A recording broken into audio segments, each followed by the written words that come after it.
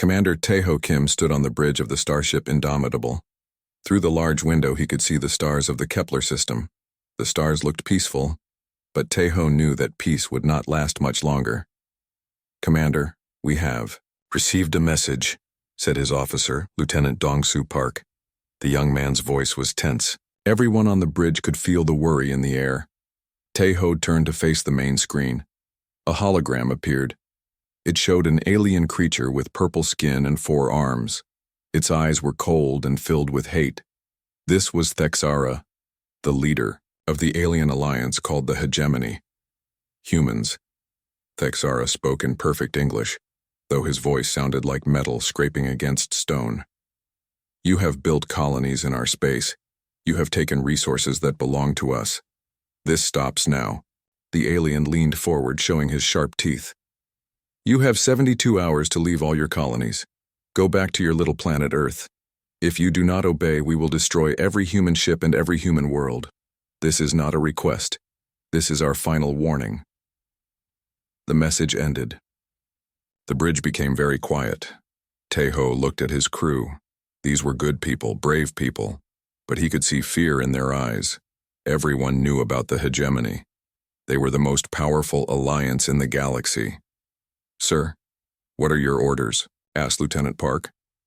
"Send a message to Earth," Taeho said. "Tell them the Hegemony has made their move." Far away, in the asteroid belt near Jupiter, Captain Bo-Ra Lee was having problems of her own. Her mining ship, Perseverance, was pulling rare metals from a large asteroid. The work was hard and dangerous, but these metals were needed for Earth's defense systems. "Captain, we just got an emergency message from Earth," said her chief engineer, Woo-Jin Park. He was a thin man with smart eyes and hands that were always dirty from working on machines. Bo-Ra read the message on her small screen. Her face became serious. "They want us to leave everything and come home," she said. "All mining operations must stop immediately." "But Captain," Woo-Jin said, "if we leave now, we lose everything. These asteroids have enough metal to build 1,000 ships. Earth needs these resources." Bo-Ra looked out at the asteroid field. Her crew had worked for 2 years to set up the mining operation.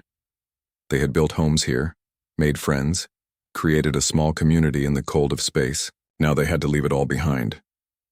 "The Hegemony has 50,000 ships," she said quietly. "We have 3,000. The math is simple." Woo-Jin shook his head. "Numbers don't tell the whole story, Captain. Humans are different. We don't give up easy." At the same time, on a space station called Nexus Prime, Ambassador Hee-Jin Choi was trying to save the peace. The station was neutral ground, where different species could meet and talk. Hee-Jin sat across from 3 alien representatives. Each one looked at her like she was an insect. "Ambassador Choi," said Thexara, who had come to the station himself. "Your species is young and stupid. You do not understand how the galaxy works." "I understand that war helps no one," Hee-Jin replied calmly. She had been a diplomat for 15 years. She knew how to stay calm when others wanted to make her angry. "Your people are like animals," said another alien, this one with green skin and 6 eyes. "You fight each other. You destroy your own planet. You take what does not belong to you." Hee-Jin smiled politely. "Every species has made mistakes while growing up. We have learned from ours. We can learn to live together in peace." Thexara laughed, but it sounded like breaking glass. "Peace? You humans know only war. That is why you must be stopped before you spread like a disease across the galaxy." "We have built colonies, not armies," Hee-Jin said. "We trade with other species. We share our knowledge." "You take our resources," Thexara said, his voice getting louder. "You build your cities on worlds that belong to us long before your species learned to make fire." Hee-Jin knew this was not true. The worlds humans had colonized were empty, with no signs of intelligent life. But she also knew that facts would not change Thexara's mind. He had already decided that humans must be destroyed. On Earth, in the great city of New Geneva, President Jae Sung-yu was meeting with his top advisors. The room was deep underground, protected from any attack. Around a large table sat the most important people in human government. "The situation is clear," said Fleet Admiral So Young-han. She was a small woman, but her voice carried great authority. "The hegemony has more ships than we do. They have better weapons. They have been fighting wars for thousands of years while we have been in space for less than 200. "What are our options?" asked President Yu. Defense Minister Kyung-ho Seo spoke up. "We can fight, or we can surrender. Those are the only choices. If we surrender, they will make us slaves," said Admiral Han. "If we fight, most of us will die. But some humans might survive. Some might escape to other parts of the galaxy." President Yu was quiet for a long time. He thought about the 3 billion people on Earth. He thought about the colonies that humans had built on dozens of worlds. He thought about children who had never seen their home planet, who knew only life among the stars. "How long do we have?" he asked. "Our scouts report that the hegemony fleet is already moving," said Admiral Han. "They will reach the outer colonies in 18 hours. Earth itself will be under attack in 3 days." The room was silent. Everyone knew what this meant. In 3 days, the human race might be extinct. But President Yu did not look defeated. He looked determined. "Send orders to all our ships," he said. "Tell them to prepare for battle. Send messages to all the colonies. Tell our people what is coming." "Sir," said Minister Seo, "the people will panic." "No," President Yu said firmly. "They will fight. That is what humans do. When someone tries to destroy us, we fight back." Back. On the Indomitable, Commander Taeho was getting ready for the battle of his life. His ship was one of humanity's newest and strongest, but it was still small compared to the alien ships that were coming. "Commander," said Lieutenant Park, "long-range sensors are picking up the enemy fleet. They are very large." Taeho nodded. "How large?" 53,000 ships, sir. The biggest fleet anyone has ever seen." The bridge crew looked worried. Some of them were very young, fresh out of the academy. They had trained for war, but they had never seen a real battle. "Listen to me," Taeho said to his crew. "I know you are scared. I am scared too. But remember why we are here. We are not just fighting for ourselves. We are fighting for every human child who wants to see tomorrow. We are fighting for the right to exist." He looked at each of his officers. "The aliens think we are weak because we are young. They think we will run away when we see their big fleet. They are about to learn that humans do not run. When someone threatens our families, we stand and fight." Far away, the hegemony fleet moved through space like a dark cloud. Texara stood on the bridge of his flagship, the Inevitable Conquest. The ship was 10 times bigger than any human vessel. Its weapons could destroy a city with one shot. "Soon," Texara said to his officers, "the human problem will be solved. We will show the galaxy what happens to species that do not know their place."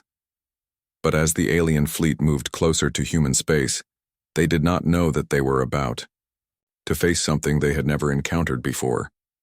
They were about to fight humans, and humans, when cornered, were the most dangerous creatures in the galaxy. The storm was coming, and neither side knew how it would end. The hegemony fleet moved through space like a giant wall of death. 53,000 ships spread across the dark sky, their weapons ready to destroy anything in their path. On the flagship Inevitable Conquest, Texara watched the screens with satisfaction. "The humans are running," laughed one of his officers, a creature with blue skin and 3 heads. "Look how they flee before our mighty fleet." Texara smiled, showing his sharp teeth. "Of course they run. They are cowards, like all young species. They thought they could take our territory, but now they see the truth." On the screens, human ships could be seen moving away from the advancing alien fleet. The ships looked small and weak compared to the massive hegemony vessels. Some human ships were sending distress signals. Others seemed to be having engine problems. "Sir," said another officer, "should we destroy them now?" "No," Texara said. "Let them run back to their colonies. Let them spread fear. When other humans see their brave defenders running away, they will surrender without a fight. But Thexara did not know that he was making a big mistake. The humans were not running away in fear. They were following a plan. On the bridge of the Indomitable, Commander Tae-ho Kim watched his screens carefully. His ship was also moving away from the enemy fleet. But this was not a retreat. This was something much more clever. Protocol Omega is working perfectly, said Lieutenant Park. The enemy is following us exactly where we want them to go. Tae-ho nodded. Protocol Omega was a secret human plan that had been prepared for years. To the aliens, it looked like humans were running away in panic. But really, the human ships were leading the enemy into a trap. How are our friends doing? Tae-ho asked. Lieutenant Park checked his instruments. Captain Lee reports that her mining ships are in position. All civilian vessels have been evacuated to safe zones. The enemy doesn't suspect anything. In the Yao asteroid field, Captain Bo-Ra Lee was getting ready for the fight of her life. Her mining ship, Perseverance, looked old and slow, but Bo-Ra had made some changes. Hidden weapons were built into the mining equipment. The ship's engines had been upgraded with military-grade power systems. Woojin, are the modifications ready? She asked her chief engineer. Woojin Park wiped his hands on a dirty cloth and grinned. Captain, these mining ships are going to surprise our alien friends. The laser cutters can slice through their hull armor. The cargo haulers can launch surprise attacks. They will never expect mining equipment to be used as weapons. Bo-Ra's ship was not alone. Dozens of other mining vessels were hidden among the asteroids. They looked like they were still working, digging metals from the rocks, but they were really waiting for the right moment to strike. Remember, Bo-Ra told her crew over the radio, we are not soldiers. We are miners. But today, we mine alien ships instead of rocks. Meanwhile, on the neutral station Nexus Prime, Ambassador Hyojin Choi was in serious trouble. Alien soldiers had surrounded her and her small team. They were being taken as prisoners to the Hegemony flagship. You will watch your species die, Thexara told her as they walked through the corridors of his ship. You will see what happens when inferior beings challenge their betters. Hyojin remained calm, even though she was scared. My species has survived ice ages, plagues, and world wars. We are harder to kill than you think. We have destroyed hundreds of species, Thexara said. Some begged for mercy. Others tried to fight. All of them died. You humans are no different. But Hyojin had a secret. Hidden in her clothing was a tiny communication device. It was so small that the alien scanners had not found it. While Thexara was talking, she was sending important information to the human fleet. The Hegemony fleet continued to chase the fleeing human ships deeper into the Kepler system. They passed the outer planets, moved through the asteroid belt, and headed toward the inner worlds where most humans lived. The trap is almost ready, Thexara said to his officers. Soon we will have them cornered against their own planet. Then, we will show the galaxy what happens to species that do not respect the Hegemony. But as the alien fleet spread out across the system, strange things began to happen. Some ships reported problems with their computers. Others found that their weapons were not working properly. A few ships even lost contact with the main fleet. What is causing these problems? Thexara demanded. His chief engineer, a robot-like creature made of metal and circuits, studied the reports. Unknown, sir. The malfunctions appear to be random. Perhaps the humans have some kind of electronic warfare capability. Thexara laughed. Impossible. Human technology is primitive. They barely know how to build proper starships. On Earth, Fleet Admiral So Young-han was watching the battle from her secret command center. The room was built deep inside a mountain, hidden from any attack. Dozens of screens showed the positions of every ship in the system. The enemy has taken the bait, she said to her staff. They are exactly where we want them. Admiral Han was small and quiet, but everyone in the room knew she was one of the smartest military minds in human history. She had studied every battle the Hegemony had ever fought. She knew their tactics, their weaknesses, and their mistakes. Begin Phase 2, she ordered. Across the system, things that looked like empty space began to change. What the aliens thought was just darkness between the stars was actually filled with human technology. Tiny robots, no bigger than insects, had been placed throughout the system years ago. They had been waiting, silent and invisible, for this moment. The robots began to activate. They moved toward the alien ships like tiny metal bees. When they reached the ships, they began to work their way inside through small cracks and air vents. Once inside, they started to cause the computer problems and weapon failures that were confusing the hegemony fleet. "Sir," said one of Thexara's officers, "we are detecting unusual readings throughout the system. There appears to be some kind of coordinated activity." "What kind of activity?" Thexara asked, but his voice was starting to sound worried. Before the officer could answer, alarms began to sound throughout the hegemony fleet. On every ship, red lights flashed and warning signals blared. Something was very wrong. Commander Tejo received a message from Admiral Han.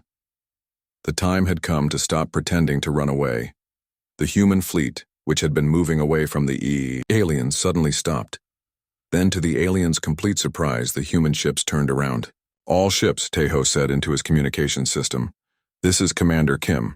Stop the retreat. Prepare for battle. Show these aliens what happens when they threaten human families." The change was immediate and shocking. The human ships that had looked weak and frightened suddenly moved with perfect coordination. They formed attack formations that the aliens had never seen before. Their weapons, which had seemed small compared to alien guns, began to charge with deadly energy. The hegemony flagship, Thexara stared at his screens in confusion. What is happening? Why have they stopped running? His tactical officer, a creature with tentacles instead of arms, was working frantically at his controls. "Sir, the human ships are not what they appeared to be. They are showing much higher energy readings than our scans indicated, and there are more of them. Many more." "That's impossible," Thexara said. "We counted their ships. We know their strength." But it was not impossible. It was human cleverness. Many of the ships that had appeared to be cargo vessels or civilian craft were actually warships in disguise. Others had been hidden using technology that the aliens did not understand. Captain Bora's voice came over the communication channels, speaking to all the human ships. "Attention, hegemony fleet, you came here to destroy us. You thought we would be easy prey. You were wrong." Her mining ship, along with dozens of others, emerged from the asteroid field. But they no longer looked like mining ships. Weapons had been revealed. Armor plates had been activated. These industrial vessels had become instruments of war. "We are not soldiers," Bora continued. "We are miners, engineers, farmers, and builders. But when someone threatens our homes, we become something else. We become your worst nightmare." Thexara watched in growing horror as his overwhelming advantage began to disappear. The humans had not run away in fear. They had led his fleet into a carefully prepared trap. And now, surrounded by enemies in a system that was not as empty as it had appeared, the hegemony was in serious trouble. "Impossible," he whispered. "Humans are supposed to be inferior. They are supposed to be weak." On the Indomitable, Commander Tejo smiled for the first time in days. The trap was working perfectly. Soon, the aliens would learn why challenging humanity was the biggest mistake they had ever made. "All ships," he announced, "welcome to the Kepler system. This is where the hegemony story ends." The space around the Kepler system exploded into chaos. What had seemed like empty darkness suddenly came alive with thousands of human ships appearing from nowhere. They materialized like ghosts, their stealth systems shutting down to reveal the true size of the human fleet. Thexara stared at his screens in complete shock. "This is impossible. Where did all these ships come from?" His tactical officer's tentacles moved frantically over the controls. "Sir, our scanners show over 15,000 human vessels. They were hidden using some kind of cloaking technology we have never seen before." 15,000? Thexara's voice cracked. "But our intelligence said they only had 3,000 ships total." The truth was that humans had been preparing for this day much longer than anyone knew. For decades they had been building ships in secret. They had been developing new weapons. Most importantly, they had been learning everything they could about their potential enemies. On the hidden fortress station Cerberus, built inside a hollowed-out moon, Fleet Admiral So Young-han watched her masterpiece unfold. The small woman stood before a massive wall of screens showing every ship in the battle. "Execute Wolfpack formation," she commanded. Her voice was calm, but her eyes burned with determination. Across the system, human ships began to move in perfect coordination. They did not charge straight at the enemy like most species would do. Instead, they moved like a pack of wolves hunting a herd of animals. Some ships attacked from the front, others from the sides, and still others from behind. The hegemony fleet, spread out across the system to chase the fleeing humans, found themselves surrounded and confused. They had expected to fight a desperate enemy making a last stand. Instead, they were fighting an enemy that had planned every move. Commander Tae-ho Kim spoke into his communication system. "All human ships, this is Indomitable. Remember your training. We are not here to fight with honor. We are here to win." The human attack was unlike anything the aliens had ever experienced. Human ships did not follow the traditional rules of space combat. They used tricks, traps, and tactics that seemed impossible. Some human vessels pretended to be damaged, drifting helplessly through space. When alien ships came close to finish them off, the damaged ships suddenly came alive with weapons blazing. Other human ships used the gravity of planets and moons to change direction in ways that confused alien targeting systems. Captain Bo-Ra Lee led her squadron of converted mining ships into the heart of the enemy formation. Her ship, Perseverance, no longer looked like a simple mining vessel. Hidden weapons had emerged from cargo bays. Industrial equipment had been transformed into instruments of war. "Mining Team Alpha, this is Bo-Ra," she called to her fellow captains. "Time to show these aliens how we dig through rocks. Except today we're digging through their ships." The mining ships attacked with weapons the aliens had never imagined. Laser cutters that could slice through asteroid rock, cut through alien armor like paper. Gravity manipulators used for moving heavy materials grabbed enemy ships and threw them into each other. Even the simple tools used for breaking up space rocks became deadly weapons in the hands of humans who knew how to use them. Woo-Jin Park, working frantically in the engine room of the Perseverance, coordinated with his fellow engineers across the fleet. "All engineering teams deploy the nanite swarms now." Tiny robots smaller than dust particles began pouring out of human ships.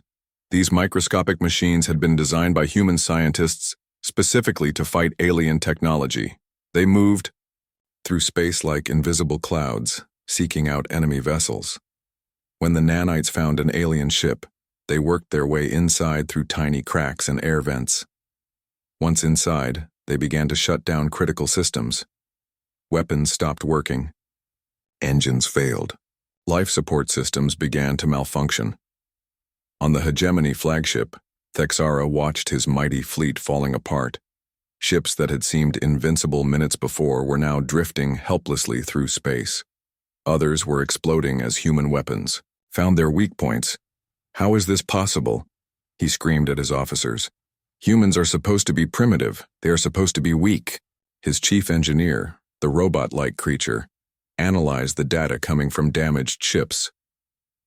"Sir, the humans appear to have studied our technology for years. They know exactly where to hit us to cause maximum damage. They know our weaknesses better than we do." Meanwhile, aboard the same flagship, Ambassador Hyejin Choi sat calmly in her prison cell. Through a small window, she could see the battle raging outside. Human ships moved like dancers in a deadly ballet, each one perfectly coordinated with the others. "Enjoying the show?" she asked Thexara when he came to check on his prisoner. "Your people are fighting like animals," Thexara snarled. "They have no honor. They use tricks and lies instead of honest combat." Hyejin smiled. "You came here to exterminate us. You expected us to line up and die like good little victims. But humans don't work that way. When someone threatens our families, we use every advantage we can find." "We still outnumber you," Thexara said, but his voice lacked confidence. "Do you?" Hyejin asked. "Are you sure about that?" As if to answer her question, more human ships began appearing throughout the system. These were not warships, but civilian, vessels that had been converted for battle. Cargo haulers carried massive missile launchers. Passenger ships had been turned into electronic warfare platforms. Even small personal craft had been armed with weapons. Every human in the system, from children to grandparents, was contributing to the fight. This was not just a battle between two fleets. This was an entire species fighting for its survival. Dr. Minho Jung, working aboard the Indomitable, coordinated the scientific aspects of the battle. His nanite swarms were working perfectly, but he had other weapons ready. Commander Kim, he reported to Taeho, the enemy fleet is starting to break formation. Their communication systems are failing due to nanite interference.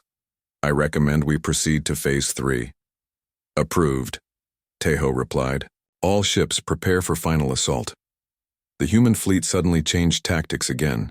Instead of the coordinated wolfpack attacks, they switched to something even more devastating. Small groups of ships began targeting specific enemy vessels, overwhelming them with focused fire before moving on to the next target. The aliens found themselves fighting an enemy that seemed to think faster than they did. Every time the hegemony tried to organize a counterattack, the humans were already one step ahead. It was as if the humans could read their minds. The truth was even simpler. Humans had been studying alien tactics for decades. They had analyzed every battle the hegemony had ever fought. They knew how aliens thought, how they reacted under pressure, and what mistakes they would make. But more than that, humans had something the aliens did not understand. They had the desperate courage of a species fighting for its children's future. Every human pilot, every engineer, every gunner knew that if they lost this battle, their species would be extinct.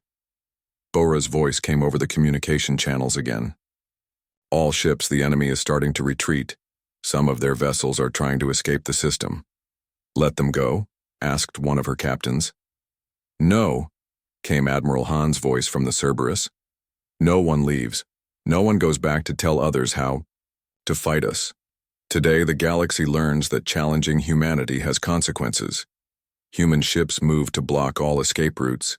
The hegemony fleet, which had entered the system with supreme confidence, now found themselves trapped. They were surrounded by an enemy they had underestimated, fighting a battle they could not win. Thexara looked at his tactical displays and felt something he had never experienced before. Fear. His mighty fleet of 53,000 ships was being destroyed by an enemy he had thought was weak and primitive. Send a message to the human fleet, he ordered. Tell them we wish to discuss terms. But Commander Taeho's response was cold and final.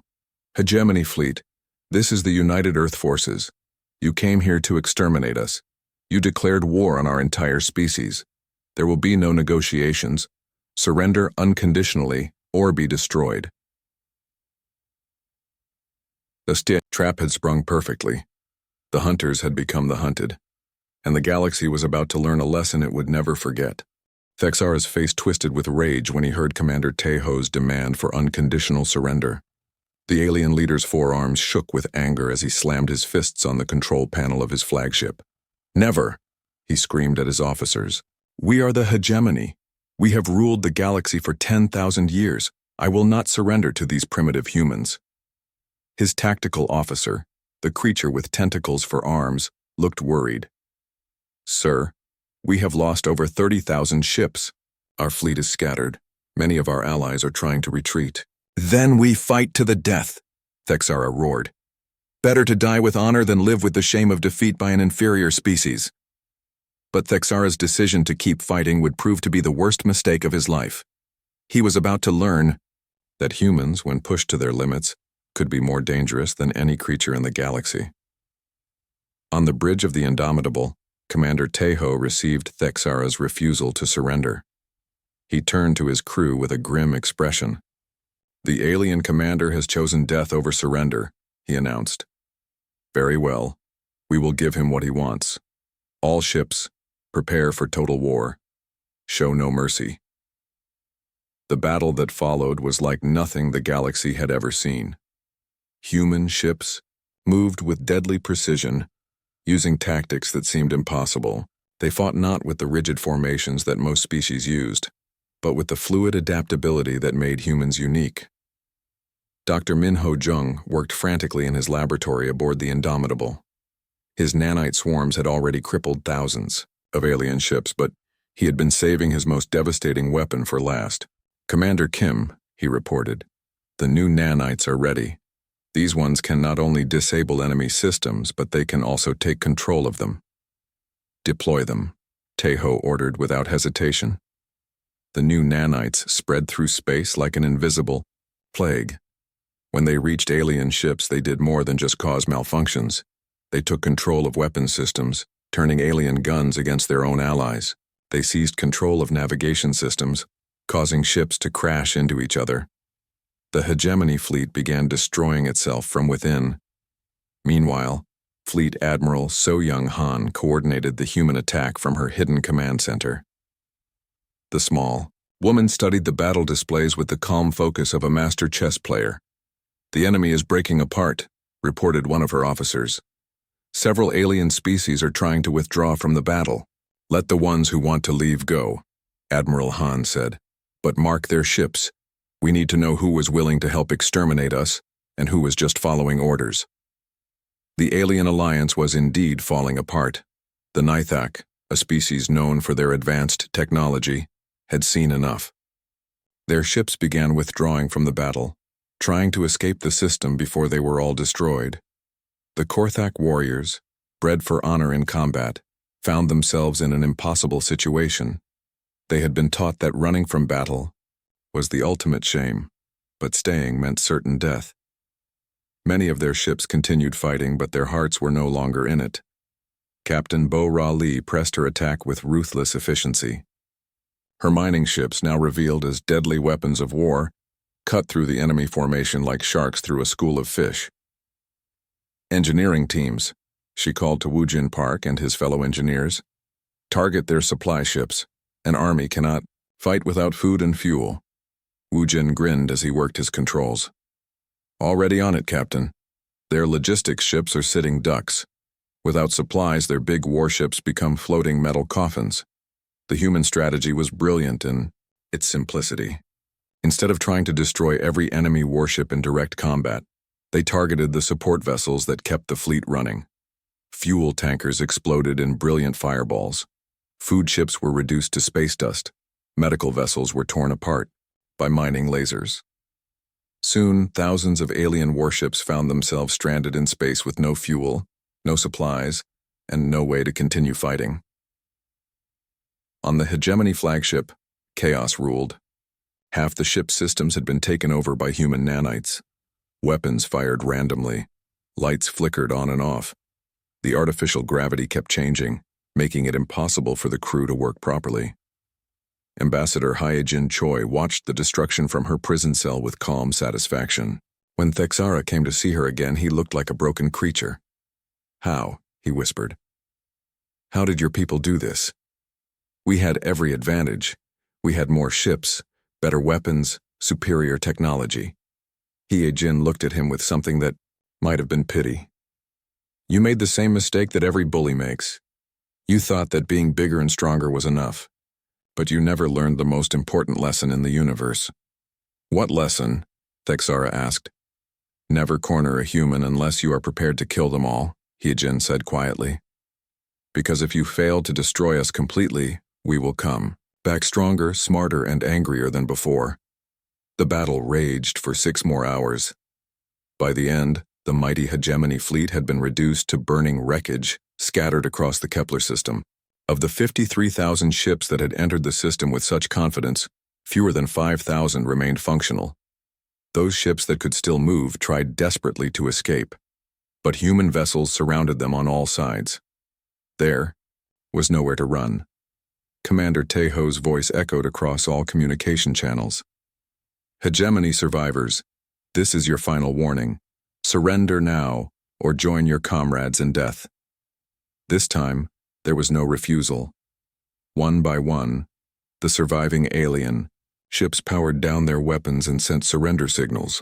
The greatest military force in galactic history had been defeated by a species they had considered primitive.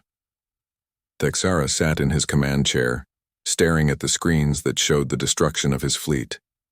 His dream of easy conquest had become A nightmare of total defeat. "Send the surrender signal," he told his remaining officers. His voice was barely a whisper. "Sir?" one of them asked, not believing what they had heard. "Send it," Texara screamed. "It's over. We have lost everything."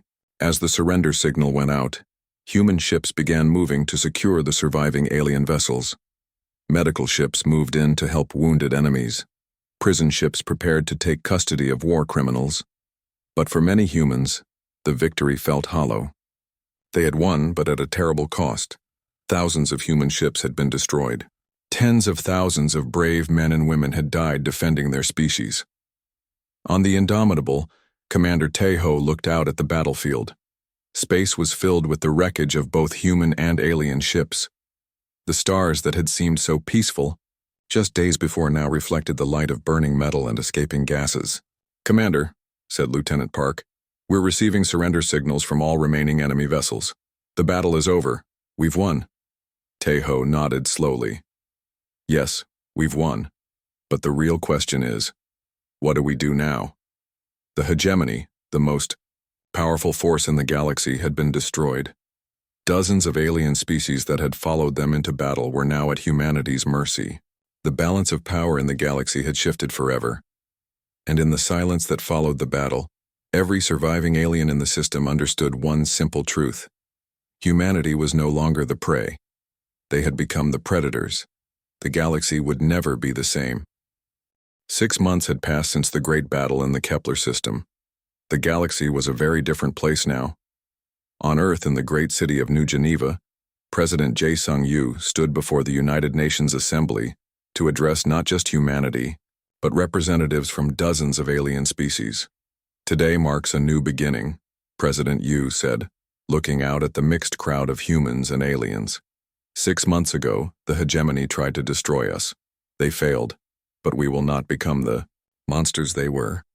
In the audience sat Ambassador Hyejin Choi, who had been freed from alien captivity and promoted to Earth's first galactic liaison.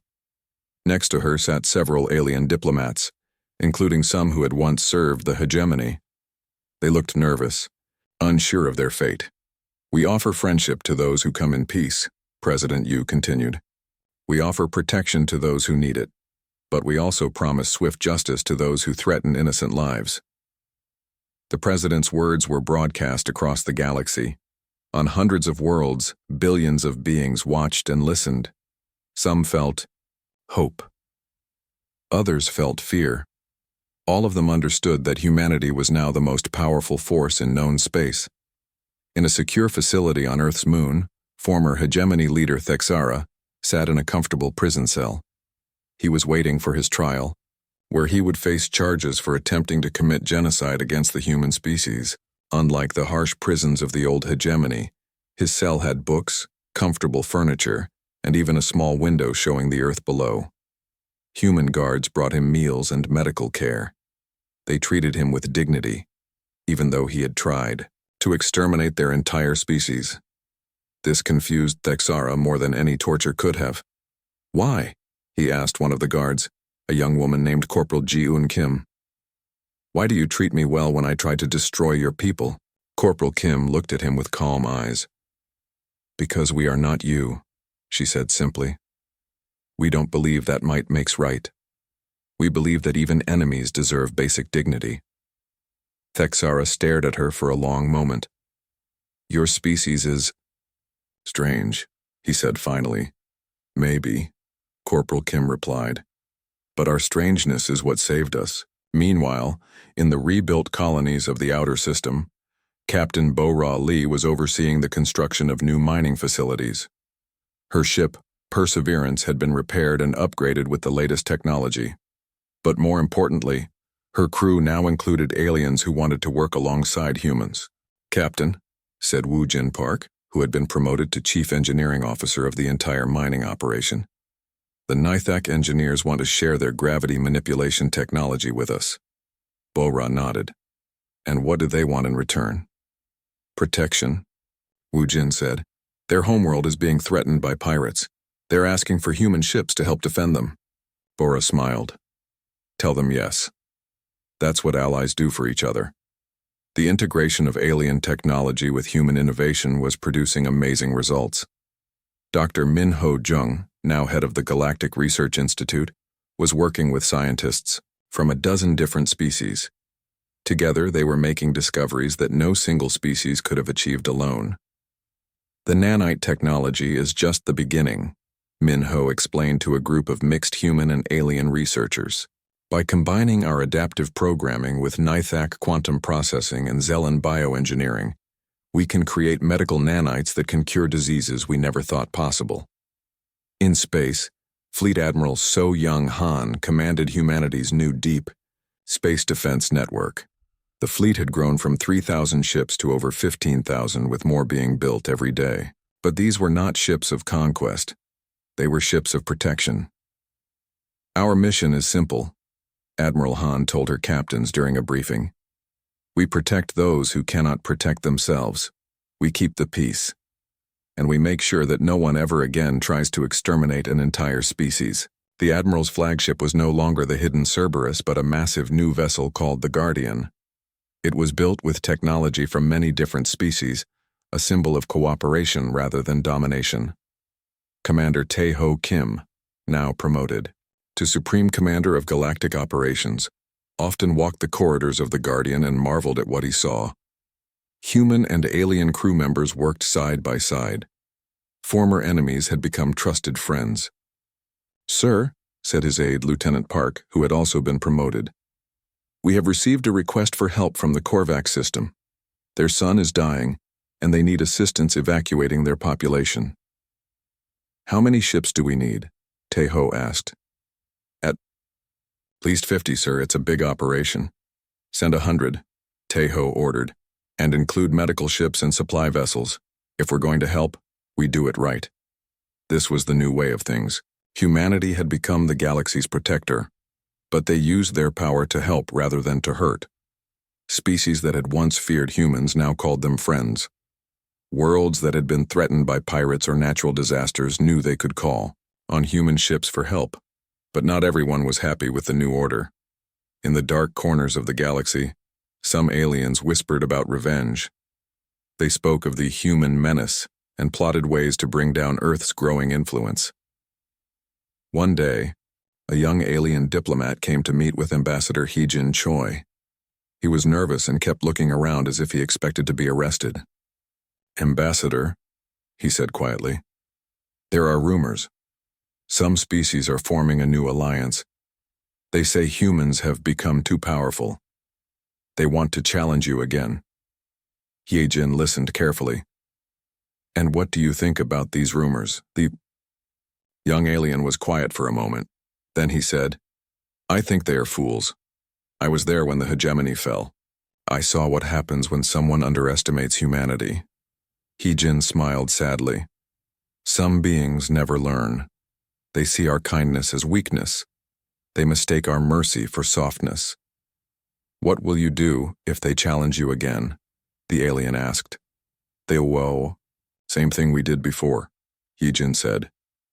"We will defend ourselves and our friends.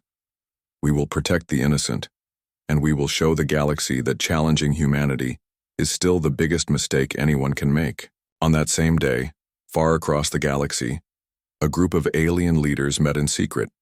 They called themselves the New Order, and they spoke of driving humans back to their small corner of space. "The humans are weak," said their leader, a creature with scales and multiple eyes. "They waste their strength helping inferior species. They show mercy to their enemies. These are not the actions of a strong species." "But they defeated the hegemony," another alien pointed out. "The hegemony was overconfident," the leader replied. "We will not make the same mistakes. We will strike fast and hard. We will show the galaxy that humans are not invincible." If these conspirators had been wiser, they would have learned from history. They would have remembered that humanity's greatest strength was not their weapons or their ships. It was their ability to learn, adapt, and overcome any challenge. But wisdom was rare among those who sought power through violence. And so, in the dark spaces between the stars, new enemies began to plan new attacks against humanity. They did not know that human intelligence services were already watching them. They did not know that human scientists were already developing new defenses. Most importantly, they did not know that humanity was no longer alone. When the next challenge came, humans would not face it with just their own ships and weapons.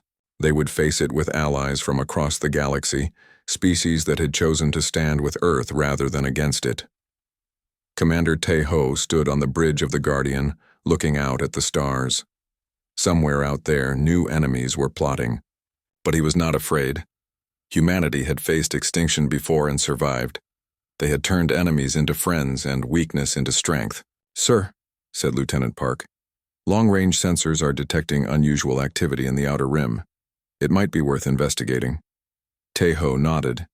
"Send a patrol, but keep our main fleet ready. If someone wants to challenge us again, they'll find that we're even stronger than before." As the human ships moved through space, they carried a simple message to anyone who might be watching. Humanity was no longer the hunted. They were the hunters. And the next time someone challenged them, it would indeed be their final mistake. The galaxy had learned its lesson, some the easy way through friendship and cooperation, others the hard way through defeat and surrender. But the lesson was the same for everyone. Never underestimate humanity. In a universe full of dangers, they had become the most dangerous species of all. Not because they were cruel or evil, but because they never gave up. And that made all the difference.